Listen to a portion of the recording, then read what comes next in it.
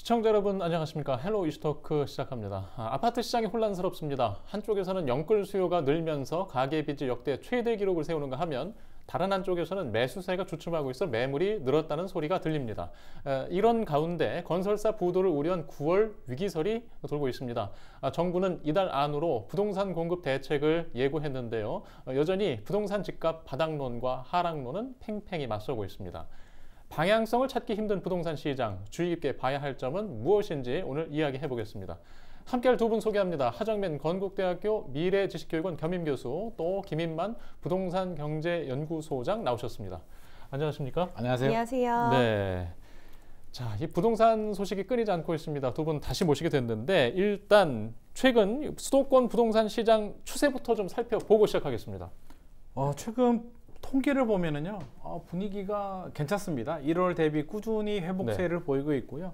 우리 뉴스를 보면 이제 미분양의 무덤이라는 대구광역시도 이제 상승으로 전환이 됐습니다. 그래서 통계만 보면 분명히 괜찮은 거는 맞고요. 네. 하지만 일각에서는 분위기가 그런 거 아닌데 매물도 좀 늘어나고 그래도 주춤하다라는 의견이 있습니다. 일단 통계부터 먼저 살펴보면은요, 우리 수도권 지역 같은 경우에 한국부동산은 주간 통계를 보면 수도권은 0.02에서 0.02%, 이번 주는 그대로 고압으로 갔지만 추이를 보면 꾸준히 올라가고 있고요. 이제 0.02이 아니라 0.1 단위로 올라갔고요.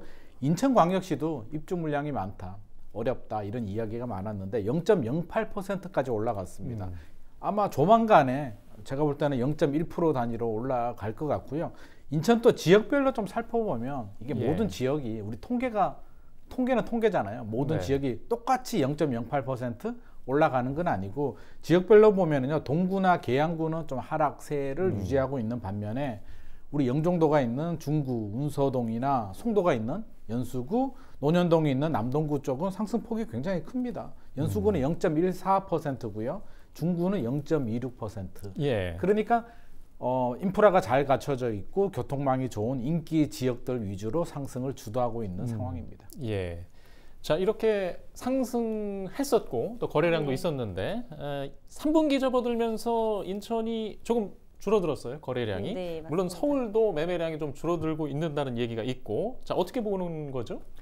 전반적으로 좀 봤을 때요, 지금 서울도 그렇고 경기 수도권의 이제 매매량이 조금씩 소폭 하락하고 있습니다. 3분기 접어들면서요, 2분기 때까지는 분위기가 굉장히 좀 좋았거든요.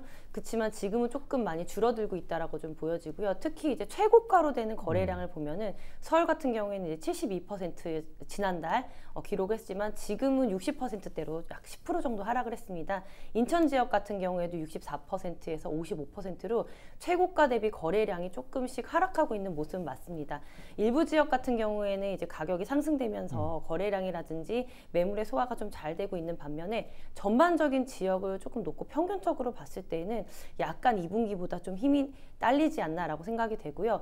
지금 인천의 단순한 거래량 정도는 조금 상승된 것으로 조금 표현이 되고 있긴 한데요. 사실 이게 어떻게 보면 2021년 하반기에 이제 모든 지역이 다 오르고 인천이 조금 늦게 탄력을 받았던 것처럼 그만큼 약간 속도 부분에 있어서 약간 완급 조절이 안 됐기 때문에 지속적으로 상승되는 것 같아 보이지만 올 하반기 이제 4분기까지 한번 좀 지켜봐야 되겠다라고 좀 말씀드릴 수가 있겠습니다. 일단 거래량이 좀 늘었다가 살짝 줄긴 했지만 어쨌든 지금 늘고 있다는 모습을 보고 있고, 동시에 이제 가격이 상승하고 있기 때문에 그래서 뭔가 좀 호조라고 보는 시선도 일부 있어요. 어떻게 봐야 됩니까?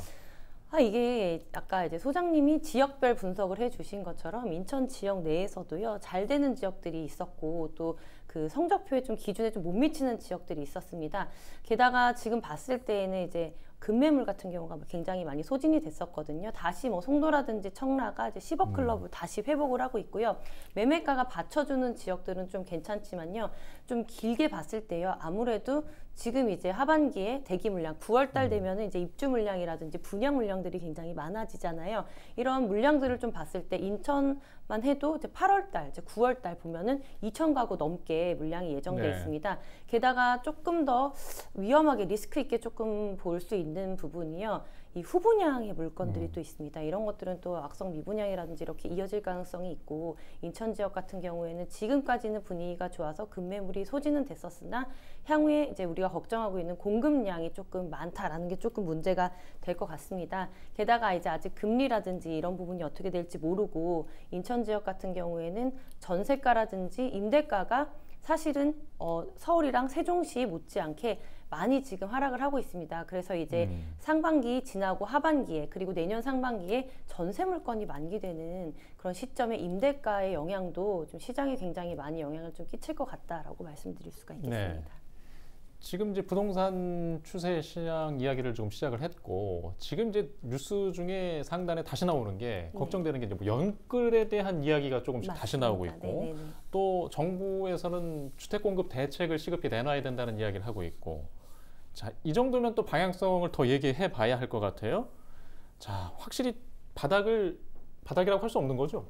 이게 보는 예. 관점에 따라서 예. 다릅니다. 우리 작년에 금리가 많이 올랐잖아요. 금리가 급등하면서 이제 작년 12월, 1월 기준에서 보면 바닥을 찍고 회복하는 것은 분명한 예. 사실인데요. 반대로 해석을 하면 2020년, 2021년 워낙 많이 오버슈팅된 상황에서 금리가 오르니까 이제 네. 패닉이 왔죠. 떨어졌다가 최근에 이제 회복을 하고 있는데, 회복되는 과정을 보면은요, 일단 규제가 많이 풀렸고요. 급매물 위주로 소화가 되면서 조금씩 회복을 했는데, 제가 최근에 현장 상황을 좀 모니터링을 해보면 송도도 예. 마찬가지고요. 서울이나 경기도, 판교, 나머지 지역들도 비슷한 상황인데, 예. 현장 부동산 사장님들 의견을 들어보면 1분기, 2분기 때 좀 거래가 되고 상승 폭을 키우다가 최근에는 문의도 좀 줄어들고 약간 좀 주춤하다. 그리고 네. 매물도 좀 늘어난다라는 말씀을 많이 하고 계십니다. 이게 특정 지역의 얘기가 아니라 전체적으로 이제 공통된 현상인데요. 그 현상을 보면 결국에는 아직까지 금리 불확실성이 제거되지 않았다. 최근 중국도 이제 경제 위기 예. 이야기가 전해지면서 생각보다 이게 우리 작년 하반기만 하더라도요. 금리가 예. 내년, 그러니까 이제 올해가 된 거죠. 2023년 하반기 정도 되면 인하 시그널이 나오고 한 차례 정도 인하되지 않을까 하는 희망이 있었는데, 지금 분위기를 보면 내년 2024년 상반기도 과연 금리가 내려갈까에 대한 약간 예. 걱정되는 부분이 있고, 대출 금리가 또 살짝 올라요. 5월, 6월까지 좀 떨어졌다가 최근에 살짝 올라서 이제 3%대 대출, 담보대출 예. 금리 찾아보기도 어렵고요. 4%대, 5%대까지 기웃대고 있기 때문에 이 부분에 대한 걱정되는 부분, 단기 기술적 반등에 대한 또 피로감이 누적된 상황이니까 지금은 주춤하는 상황이고요. 올 4분기가 중요하거든요. 추석 지나면 이제 3분기 끝나고요. 4분기 예. 남았는데 이 4분기 흐름이 내년 총선까지 이어집니다. 부동산 시장은 한 번 흐름이 결정되면 6개월 정도는 최소로 가거든요. 네. 그러면 총선에 어떤 영향을 미칠까가 굉장히 중요한데, 정부나 한국은행 또 여당 입장에서 보면 사실은 금리를 올려도 부담스럽고요. 한국은행이 이제 금리를 결정하지만 내려도 굉장히 부담스러운 상황이니까 어떻게든 동결로 가려고 노력을 할 겁니다. 그렇게 본다면 지금 흐름이 4분기까지는 이어질 가능성이 상당히 높고요. 단 중국이 어떤 문제가 생기고, 우리 지금 9월 위기설 뭐 이야기가 나오지만 우리가 예상하지 못하는 어떤 파급력이 있는 그런 악재들이 생기지 않는 한 저는 지금 흐름이 좀 이어지지 않을까 예상이 됩니다. 예. 일단 조심해서 보고 계신 것 같아요. 네네. 예. 일단 근데 수치나 통계는 좀 일부 상승으로 나왔기 때문에 우리가 좀 이야기를 좀 섞어서 하고 있는데, 네. 통계적 착시라고 보는 목소리도 있어요. 네, 그렇죠. 이제 어떤 것을 지표로 삼느냐에 따라서 조금 달라질 텐데요. 뭐 사실 지금 뭐 소비자 심리 지수 같은 경우도 꾸준히 오르고 있다고는 하지만요. 단편적으로 지역적으로 봤을 때는 또 힘을 못 받고 있거든요. 100 이상이다라고 보는 분들도 계시고, 또 지금 뭐 90 미만으로 떨어졌다라고 판단되기도 합니다. 사실 이 지표라는 게요, 즉시 반영되는 게 아니잖아요. 이 5.2% 전국적으로 올랐다는 지표도 이제 전년 대비했을 때 이제 하락점, 네. 최저점에서 봤을 때는 그렇지만 사실은 2월 달부터 말씀하신 대로 흐름이 나쁘지 않았거든요. 그래서 지난달 대비했을 때는 이렇게 높은 상승률을 보기는 아직 어렵고요. 사실 1%대 이상 상승률을 보인 지역을 조금 찾아보기가 어렵다라고 좀 말씀을 드릴 수가 있겠습니다. 게다가 지금 같은 경우에는 이제 심리도 조금 예전보다는 좀 꺾이고 있는 추세고 금리가 이제 올라갈 것 같다는 희망이 조금 사그라들었잖아요. 그렇기 때문에 이런 것도 영향을 굉장히 많이 받고 있고요. 특히나 지금 좀 봤을 때요, 매물이 적재되는 속도가 굉장히 많이 빠릅니다. 그러니까 급매물이 소진되고 신규로 시장에 매물이 소화되지 않고 나오고 있고, 그 나오는 매물의 건수가 7만 건을 웃돕니다. 기존에 이제 평균적으로 매물 같은 경우에는 이제 5만 건 정도를 웃돌았었는데 지금 7만 건이면요, 거래가 되는 속도나 가격이 상승되는 속도보다 이 매물이 쌓여 있는 속도가 굉장히 높다라고 좀 판단이 되는 거고요. 말씀드린 대로 이제 뭐 3분기 같은 경우에는 조금 보합세로 갈 가능성이 있지만 4분기 때에도 과연 이 보합세, 강보합세를 뚫고 상승장으로 유지돼서 내년까지 분위기가 좋을지는 조금 더 지켜봐야 될 것 같습니다. 예. 일단 지난 어떤 상승의 모습은 사실 주택담보대출의 어떤 규제 완화 뭐 이런 영향이 컸겠죠? 아무래도 굉장히 컸죠. 예. 특례 보금자리를 통해서 이제 DSR이 예. 적용되지 않는 대출 상품도 나왔고요. 그 외에 뭐 전매제한 규제도 풀어줬고 분위기 자체적으로 작년에 이제 금리가 사실은 우리가 절대 금리 3.5%까지 이제 기준금리가 올라갔는데 이 3%, 3.5%가 문제가 아니라 올라가는 과정이 사실 굉장히 불안했잖아. 아, 이 속도면 4%, 5%까지 가는 거 아니야? 라는 두려움 때문에 이제 굉장히 패닉이 생겼다가 그 부분이 제거가 되니까 급매물이 소화가 됐는데요. 예를 들어서 10억 기준에서 7억까지 떨어졌다가 갑자기 한 8억 5천까지는 따라갑니다. 별 문제 아니네. 따라가지만 8억 5천, 9억 정도에 들어가려고 하면 사실 취득세 내고요. 대출이자 내고 여러 가지 고려해 보면 정고점을 뚫고 10억 원을 뚫고 더 올라갈 만한 상황인가에 대한 생각을 하게 됩니다. 그 부분에 대한 지금 걱정 때문에 지금 매수 대기자들이 지금 관망으로 돌아선 상황이거든요. 그렇게 바라본다면 이제 나왔던 특례 보금자리라든지 정부 대책의 그 약효라고 하죠. 약발은 거의 다 소진이 된 것 같고요. 추가적인 뭔가가 있어야 되는데 지금 추가적인 그 자극이 보이지는 않습니다. 그런 부분을 생각한다면 아마 정부가 추가적으로 대출 규제를 완화해 준다든지 이런 대책이 나오지 않는 한 이런 그 상황 전환을 하기에는 좀 쉽지 않을 것 같습니다. 예. 참 모든 지표들이 지금 좀 조심스럽게 봐야 되는 쪽으로 좀 이야기를 하고 계세요. 그래서 뭐 더 강조하는 거지만 지금은 이제 영끌할 때가 아니다. 네. 자, 이런 얘기를 좀 해야 되지 않겠습니까? 네. 예. 그 인터뷰 보는데 네. 좀 놀랍더라고요. 본인의 책임져라. 책임을 져줄 수 없다. 이제 영끌 잘 생각해라. 금리가 내려갈 것 같지 않다라고 그런 경고성 발언을 조금 듣고 나니까 좀 간담이 많이 서늘해지긴 했었는데요. 실제로 봤을 때 2월 달부터 분위기가 좋았을 때 영끌족의 비율이 또 굉장히 많이 늘어났습니다. 30, 40대의 대출을 받아서 주택담보대출을 받아서 주택을 구매한 사람들이 4개월 동안 지속적으로 많이 상승을 했기 때문에 가계부채 비율이 좀 많이 올라갔다라고 좀 보여지고요. 이 외에도 정부 정책적으로서 이제 금리랑 그러니까 대출에 대한 한도를 규제를 하겠다라고 발표가 난 이후부터요. 또 이런 대출의 건수가 굉장히 많이 늘어났습니다. 그렇기 때문에 지금 상황적으로 봤을 때는요. 예전만큼 2%대 대출 그 가까이 오기까지가 아까도 저희 이제 말씀을 했지만 이제 내년에도 불투명하다라고 좀 판단이 되고요. 보통 분들 같은 경우에는 지금 당장 금리가 올랐지만 언젠가 이게 가격이 올라서 매매 차익을 실현하는 것이 당장의 이자를 지불하는 것보다 기대 수익률이 높다라고 좀 생각하실 수 있는데 이게 언제까지 장기화가 될지를 모르겠고요. 사실 금리가 낮아지지 않는다, 그 가계부채가 늘어난다 하면요. 시장에 융통되고 있는 재화라든지 유동성이 많이 어려워집니다. 그렇게 되면은 다른 사람이 또 주택을 구매하기가 어려워지고 집값을 잡기가 좀 어려워진다는 얘기죠. 그래서 이런 부분에 있어서는 지금이 뭐 바닥이라고 생각이 될지언정 금리라든지 전반적인 거시경제, 미시경제의 기조를 좀 보고 투자를 하시는 게 조금 바람직하다라고 좀 말씀을 드리고 싶고요. 실거주자 아니면은 사실은 지금의 불안전한 상황에서는 영끌을 하신다는 것을 한 번 더 고민을 좀 해보셔야 되겠습니다. 예. 이렇게 얘기하면 이제 실거주자들이 더 혼란스러워. 실거주를 원하는 분들은 그럼 해야 되나? 네. 뭐 여하튼 지금 가계부채 시장이 상당히 좀 걱정이 늘고 있어요. 어떻게 위험하게 보시는 거죠? 가계부채가 지금 최근에 좀 늘어났고요. 50년 단기 만기 상품 때문에 좀 더 논란이 되고 있는데 저는 바라보는 관점이 가계부채가 과연 줄어들 수 있을까에 대해서 생각을 하게 됩니다. 1년에 한 신규 아파트가 물론 뭐 연도마다 다르지만 전국적으로 30만 호 정도가 새 아파트가 공급이 된다라고 본다면 절반 정도는 이제 집주인들이 거주할 수도 있겠지만 나머지 절반 정도는 또 세입자들이 들어올 수도 있고요. 어떻게 됐든지 대출을 받아야 되거든요. 대출을 받는다면 매년 새 아파트가 그렇게 공급이 되는데 대출 안 받고 예. 자기 자본으로 과연 들어오는 분들이 과연 얼마나 될까에 대해서 우리가 한번 생각을 해볼 예. 필요는 있고요. 경제가 성장하고 새 아파트 입주 물량이 늘어난다면 저는 가계부채는 필연적으로 늘어날 수밖에 없다. 그러면 우리는 단순히 가계부채가 늘어나는 그 숫자에 집착하는 게 아니라 연체율이라든지 안정성을 어떻게 확보하느냐가 더 중요합니다. 진짜 위험한 거는요, 내 집 마련해서 내가 DSR에 문제가 없고 상환 능력이 충분하신 분들이 대출을 받는 건 사실 저는 문제는 아니라고 봅니다.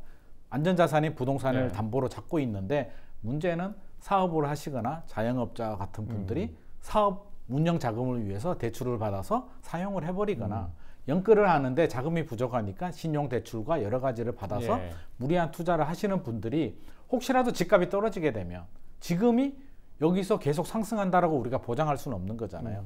장기적으로는 상승하겠지만 그 단기, 중기적인 흐름을 보면 분명히 조정장이 올 수도 있거든요. 그런 상황에서 만약에 집값이 추가 하락을 했을 때 이런 부실이 문제가 될 수 있기 때문에 정부 입장에서는 가계부채 증가 그 숫자에만 이렇게 집착할 것이 아니라 안정성 측면, 그러니까 대출 정책도 마찬가지인 거죠. 집값이 좀 떨어지게 되면 부랴부랴 DSR 문턱을 좀 예. 풀어줘 버리게 되고요. 집값이 오르게 되면 또 부랴부랴 대출 문턱을 줄이는데 이런 일관성 없는 정책보다는 차라리 DSR은 일관성 있게 유지를 하면서 진짜 필요한 무주택자들, 상환 능력이 되는 무주택자들한테는 차라리 좀 저리 대출을 해주는 그런 일관성 있는 정책이 필요하지 않나 싶습니다. 예.